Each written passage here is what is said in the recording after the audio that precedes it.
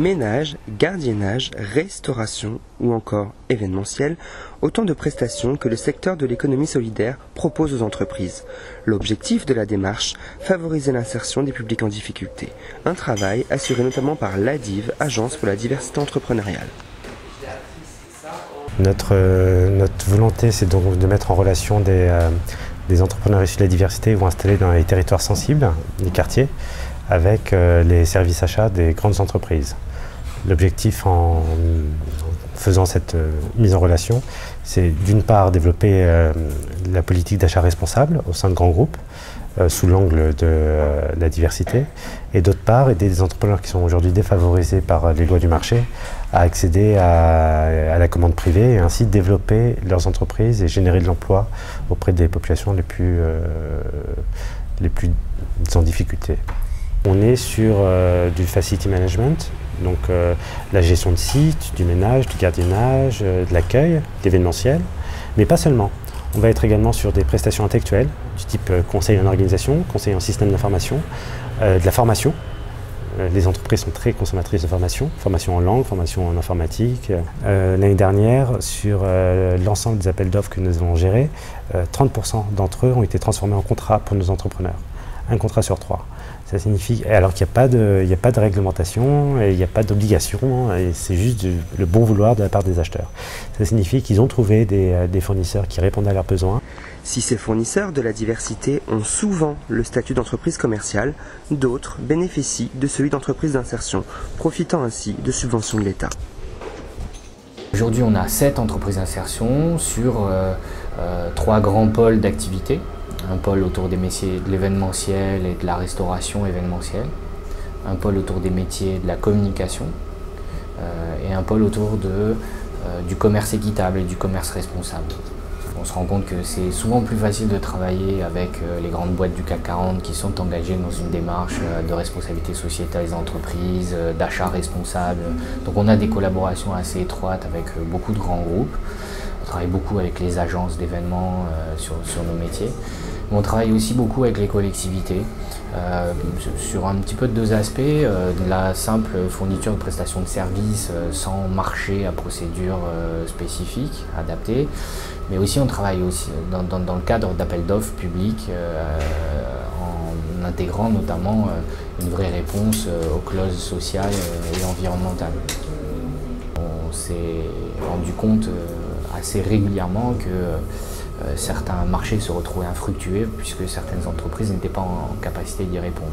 Donc peut-être que des fois il faut découper en lots de manière à ce qu'il y ait un peu plus de sous-traitance ou de co-traitance entre les acteurs. Dans le milieu de l'insertion, vous avez une majorité de petites structures qui ne sont pas toujours dans des positions adaptées pour pouvoir répondre à des gros marchés. Aujourd'hui, l'OEAP, l'Observatoire économique de l'achat public, constate qu'en 2009, pour les marchés de l'État au-dessus de 90 000 € hors taxes, il n'y a que 0,5% des marchés qui ont une dimension sociale.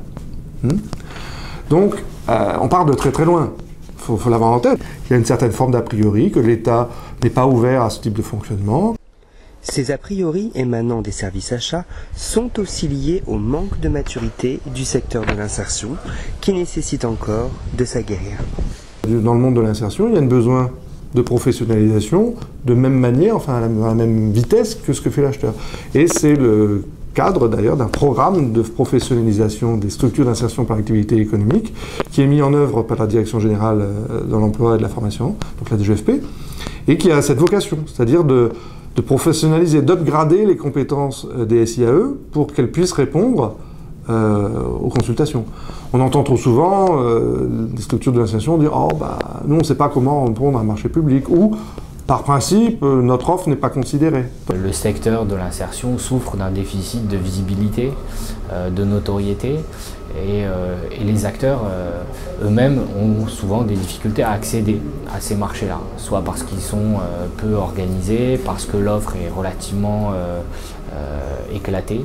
Évidemment, il y a des freins économiques, il y a des freins technique, il y a aussi des habitudes de collaboration, et notamment des pratiques des acheteurs qui ne sont pas toujours faciles à faire matcher avec la réalité de ces collaborations. Quand le premier choix, le premier critère de choix est le mieux disant en termes de prix, on peut avoir des difficultés à se positionner, clairement.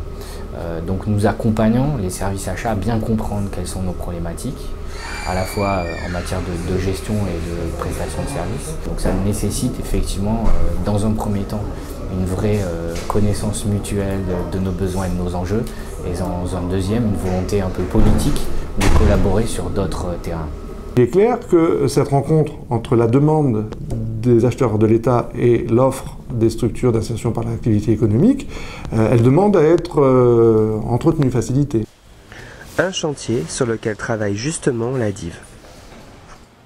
On organise souvent des rencontres pour un petit peu démystifier le sujet de la diversité. Et ces rencontres, ce sont soit on propose aux entrepreneurs de venir avec nous au sein des grandes entreprises, donc on organise des petits déjeuners, on propose à des acheteurs de participer et de présenter leur métier d'acheteur. Soit on fait l'inverse, on propose aux acheteurs de venir avec nous dans des territoires sensibles.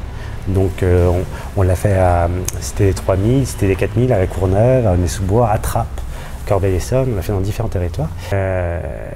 Lors d'une de ces rencontres, nous avions proposé à l'une de nos acheteuses de venir avec nous. Et on lui a présenté un entrepreneur avec lequel on a l'habitude de travailler, qui est très bien, qui a une agence de com, qui fait des goodies, vous savez, de la communication par l'objet. Il se trouve qu'ils se connaissaient, ils ne s'étaient pas vus depuis 10 ans. Ils étaient ensemble à l'université. Donc le fait de se revoir, en fait, d'un coup, ça a tout désacralisé. C'est les acheteurs qui étaient présents, ils ont vu cette situation, cette scène-là, ils se sont dit, ben, en fait, c'est des gens comme nous. On les a croisés à l'école, on était ensemble, on vit avec, on les côtoie au quotidien. Sauf que dès qu'on leur met une étiquette, ils semblent devenir des personnes différentes. En fait, ce ne sont absolument pas des personnes différentes. Il faut être très conscient de la diversité des cibles, des publics cibles, comme on dit en langage techno, visés par l'insertion sociale. C'est-à-dire que ce n'est pas seulement le jeune à casquette des banlieues qui est sorti d'un cycle de formation avec un niveau inférieur au niveau 5, c'est aussi vous et moi qui sommes en rupture de parcours pour des questions personnelles. Ça peut être le senior dont les compétences ne sont pas reconnues. Ces difficultés n'empêchent toutefois pas certaines entreprises d'insertion, basées notamment dans le 93, d'exceller, à l'instar de l'usine, marque du groupe SOS, spécialisée dans l'événementiel. À l'usine, on fait à peu près 400 événements par an, donc ça va passer des boîtes de bâtiments, les Bouygues, Air France, toute l'administration, donc la SNCF, la Poste. Là, on va être à 30% à peu près cette année de croissance, et voilà, on a vraiment l'ambition d'être dans la cour des grands. On y joue déjà puisqu'on est référencé au Palais des Congrès de Paris où là il y a 7 traiteurs.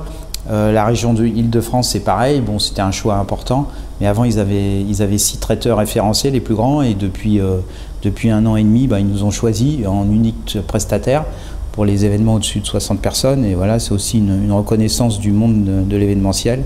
Et voilà, plus on est reconnu, plus le passage de nos salariés chez nous est important, parce qu'après ils vont facilement trouver un job. L'année dernière, on avait 63% de sorties positives, donc de 63% de nos salariés qui ont trouvé un CDI en sortant de chez nous, donc c'est plutôt pas mal. La moyenne en France, c'est à peu près de la moitié. Ces succès, riches en symboles, reposent aussi sur l'engagement social particulièrement fort de certaines entreprises clientes basées localement, à l'instar du Stade de France lui-même, situé à quelques centaines de mètres de l'usine. Pour mettre en avant les actions déployées par les acheteurs du Stade de France, Sylvain Chamoin, directeur achat du consortium, témoigne. En Seine-Saint-Denis, il n'y a pas que des jeunes qui brûlent des voitures, il y a des jeunes qui valent vraiment le coup et qui méritent d'être aidés, parce que méritants et parce que cette connexion entre l'entreprise et la cité n'existe pas. Donc l'idée, c'est de les aider à se rencontrer. Donc c'est ce qui a été fait en 2008. Il y a 2 jeunes qui ont été recrutés par le Stade de France. Un qui est encore présent chez l'un de nos prestataires et qui est heureux, qu'on a aidé à stabiliser socialement et professionnellement, qui est en CDI, qui est agent de sûreté. Ces questions sur l'insertion professionnelle des jeunes en difficulté, ce sont des questions que je pose systématiquement lors d'une soutenance. Est-ce que vous seriez prêt à recruter des jeunes du territoire si vous travaillez au Stade de France, dans vos équipes? Soit en renfort, soit dans l'équipe permanente. C'est difficile à mettre en place. Dans une société où l'individualisme grandit, je pense qu'il faut que des gens se battent au niveau d'une société pour qu'on obtienne des résultats concrets. C'est-à-dire, si vous n'avez pas, je dirais, 2-3 personnes motivées au sein d'une société pour faire avancer les choses, c'est-à-dire une direction générale qui pousse, une direction des ressources humaines qui pousse également dans le même sens, et une adhésion, je dirais, d'une majorité des collaborateurs, ça n'avancerait pas. Il faut avoir la foi, et je pense qu'on peut soulever des montagnes, et surtout sortir de la galère certains jeunes qui le méritent.